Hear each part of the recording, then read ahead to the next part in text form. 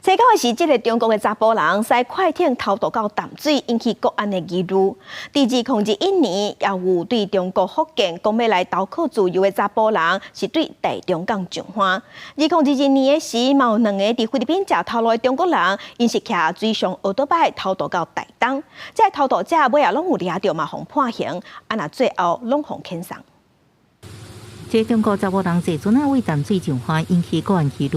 过去也有真侪件偷渡来台案例。2021年，也有中国籍查某人为台中港上岸，互警方掌到。周末的周。台中港警伫台中港西北头发现一个，讲是为中国福建来台湾投奔自由的姓周的查甫人，讲是驶小轮船为福建出发，经过10多点钟才到台湾，一路拢无被发现。我嘛感觉这都不可思议，不过就是去华顶甲看过，真正伊的虾米情况是啊。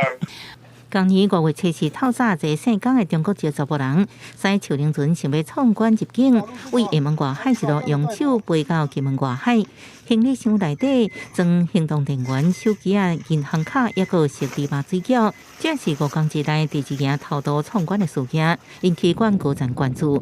10几年来，中国偷渡来台人数有变化，为30年前上济6000多人，到这几年只剩个位数左右。本属近10年计查获大陆籍非法入境人士计119员，今年到现在为止，已经驱离了809艘大陆越界船舶。根据海巡署统计，最近5年，中国籍人数偷渡来台湾，2019年5人，2020年5人，2021年14人，2022年5人，2023年是15人。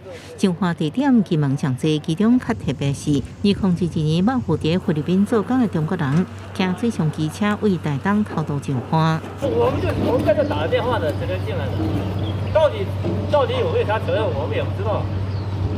那要有责任，我们也愿意接受处罚。听听有人偷渡引起出入国甲移民法，要求台湾地区甲内陆地区人民关系条例规定，中国偷渡客应处5年以下有期徒刑、拘役、或可或并可新台票50万以下罚金。后续若经司法判决确定告执行结束了后，将处理偷渡客定数遣返中国。记者综合报道。